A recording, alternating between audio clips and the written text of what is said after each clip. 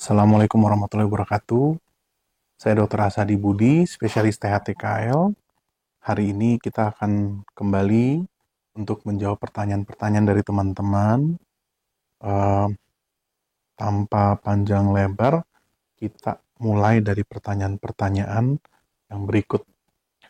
Pertama dari Bapak user EZ4HH8PC. Sekian. Am, Baru dari puskesmas yang bermasalah kanan disuruh yang tetes kiri. Salah nulis atau gimana? Ya jelas salah nulis ya Pak. Kalau memang Bapak ngerasa ada yang bermasalah kanan, em, lalu instruksinya disuruh tetesnya kiri, ya tentu rasionalnya jelas salah tulis. Kok bisa salah tulis? Karena dokter juga manusia Pak. Mohon pengertiannya. Baik. Em, Lalu dengan Bapak Mulyani Hamid. Em, Beliau bertanya, dok, pasca operasi. Jadi Bapak Mulyani atau Ibu Mulyani pasca operasi 2 bulan, daun telinganya masih kaku dan suka bengkak. Itu kenapa ya dok? Jadi gini, pasca operasi kita melakukan kan irisan. Saat operasi kan kita melakukan irisan di belakang telinga. Itu ada beberapa jenis operasi gendang telinga seperti itu. Nah, waktu dilakukan irisan pada gendang telinga, tentu ada saraf-saraf permukaan yang bisa teriris. Nah, ini bukan saraf-saraf yang berbahaya, nggak usah khawatir. Tapi kan di kulit kita kan ada indera perasa. Saraf itu kan berjalan. Nah, tentu waktu dilakukan pengirisan harus ada memang saraf-saraf permukaan yang terpotong. Nah, lalu waktu teriris di belakang telinga, umumnya daun telinga itu akan terasa kebas. Nah, keluhan ini cukup sering dirasakan pasien. Kadang keluhannya hanya berlangsung sekitar 2 bulan, 3 bulan, sampai kadang-kadang bisa berlangsung sampai 1 tahun. Eh, Kenapa bisa seperti itu? Karena kadang-kadang si saraf-saraf permukaan ini kita sebutnya reinervasi, berusaha mencari jalan untuk menyambung dirinya sendiri, lalu pada akhirnya bisa eh, terasa kembali. Kalau bengkaknya sendiri mungkin ibu harus cek ke dokter yang terkait, kira-kira kenapa bisa terjadi bengkak. Baik, selanjutnya dengan Nurul Hayati. Alhamdulillah saya sudah operasi gendang telinga baru bulan 11 2023 ini.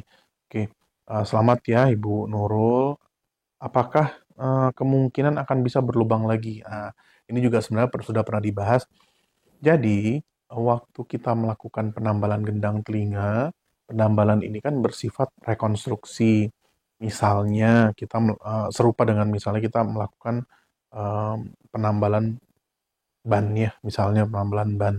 Tentu pasca dilakukannya penambalan ban ini bisa aja terjadi bocor ulang. Nah, kenapa bisa ya? Karena bayangkan gini, ciptaan Tuhan aja bisa bocor, apalagi ciptaan manusia. Nah, apakah yang menyembuhkan manusia? Enggak, menyembuhkan juga Tuhan ya sama ya.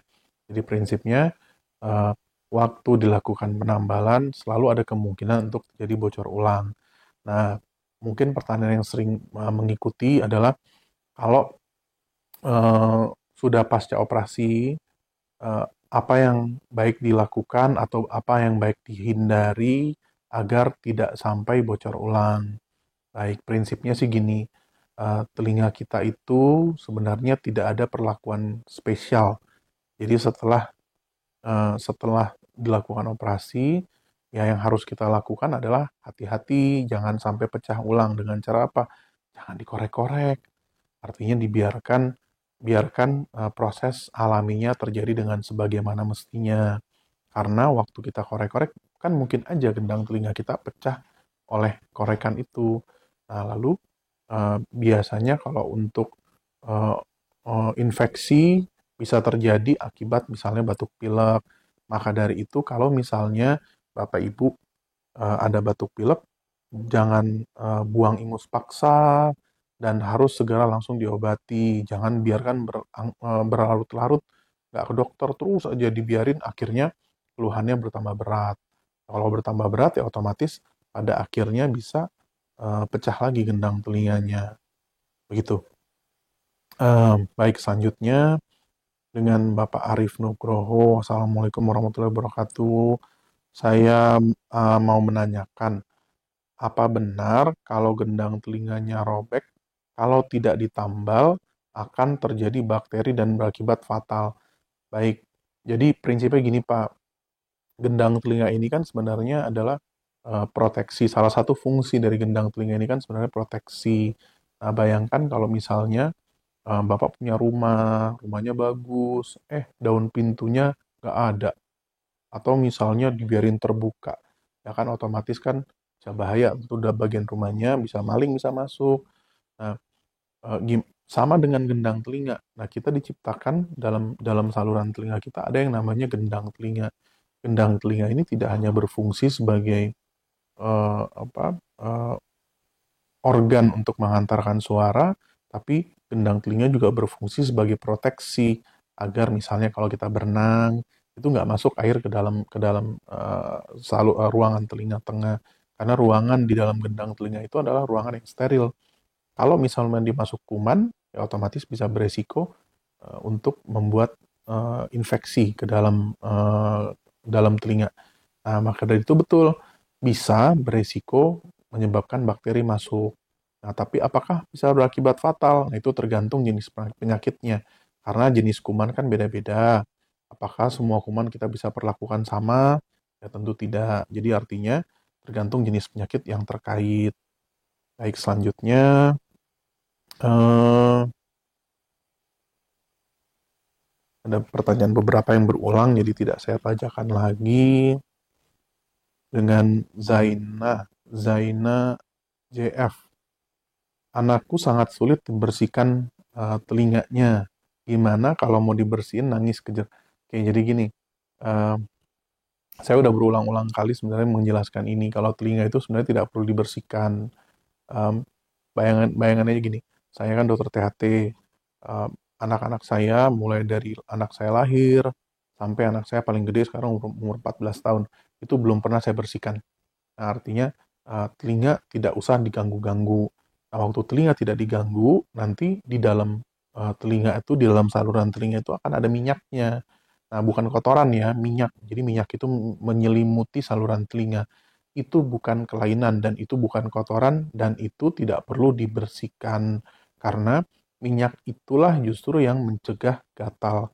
Nah, sebagai contoh, kulit kita, kalau misalnya kulit kita kehilangan minyak kan kering. Nah, kalau kulitnya kehilangan minyak dan kering, berarti kan gatal. Nah, kalau gatal artinya apa? Nah, artinya nanti pada akhirnya kalau misalnya nih, Bapak Ibu rajin membersihkan telinga, kalau keambil aja tuh earwax-nya, nanti kan berarti saluran telinganya bisa gatal. Kalau gatal akhirnya nanti butuh eh, pembersihan ulang, garuk-garuk dan lain-lain.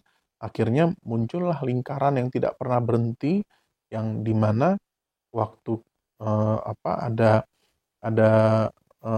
ngebersihin terus enak karena gatel karena enak, kira-kira begitulah.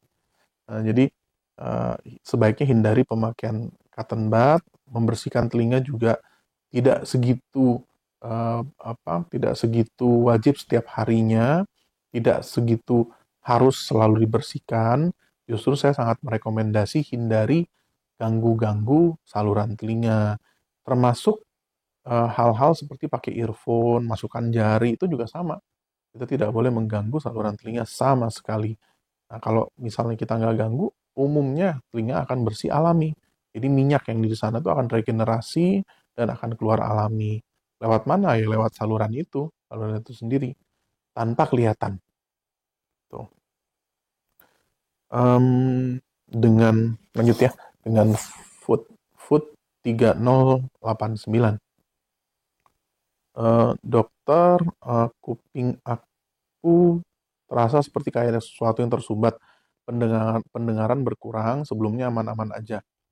Apakah karena sering tidur miring ke kanan? Oke, jadi em, saya rasa sih kalau seperti ini baiknya memang harus periksa ke dokter THT atau minimal ke dokter umum, setidaknya didiagnosis apakah mungkin ada kotoran dalam sana. Kadang-kadang seperti ini ada kotoran. Jadi eh, kalau misalnya tidur ke kanan, misalnya kok jadinya ketutup, nanti ke kiri, nanti kebuka, atau misalnya kadang-kadang ditarik, kebuka, dilepas, nanti budak lagi. Nah, itu biasanya ada kotoran di situ tuh. Nah, kenapa bisa terjadi kotoran? Ya bisa aja karena misalnya dorong-dorong minyak yang tadi earwax itu didorong-dorong, nah, akhirnya jadi numpuk si earwax itu ke dalam saluran telinga gitu. Oke, kita lanjut lagi. Eh,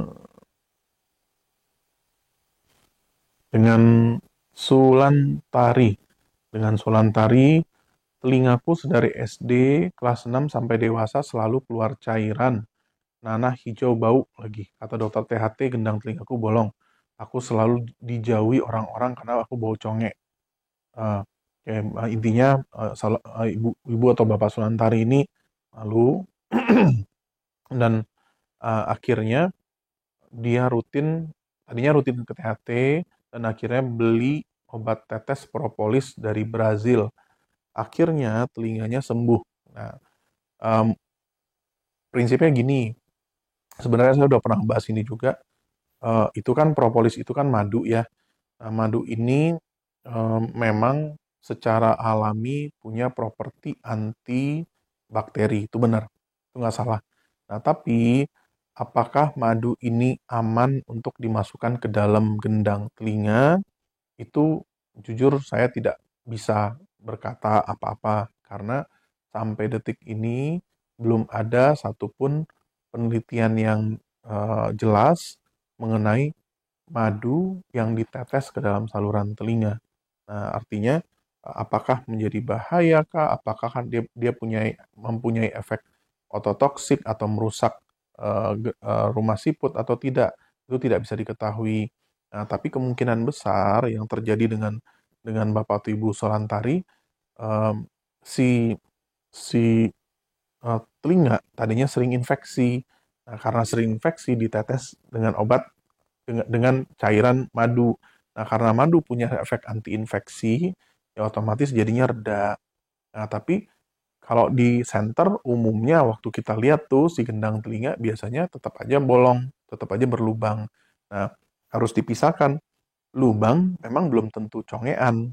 Nah, tapi lubang itu seperti jendela untuk penyakit conge gitu. Artinya conge itu kan si cairan keluar-keluar terus dari telinga itu. Nah, eh, menurut saya sih pribadi daripada pakai obat yang belum terbukti ada khasiatnya atau enggak, lebih jelas kita pakai obat yang memang sudah ada bukti kalau memang bisa menghilangkan infeksi. Dan saya udah pernah ngebahas di video YouTube saya yang di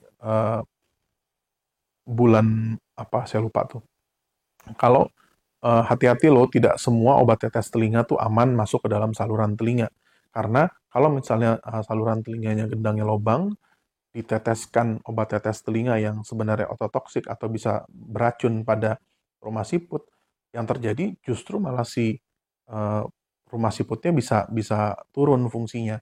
Saya cukup banyak dapat pasien yang pasca ditetes-tetes, kadang-kadang dokter kasih obat tetes, mungkin dia pikir enak, dia tetes terus setiap hari.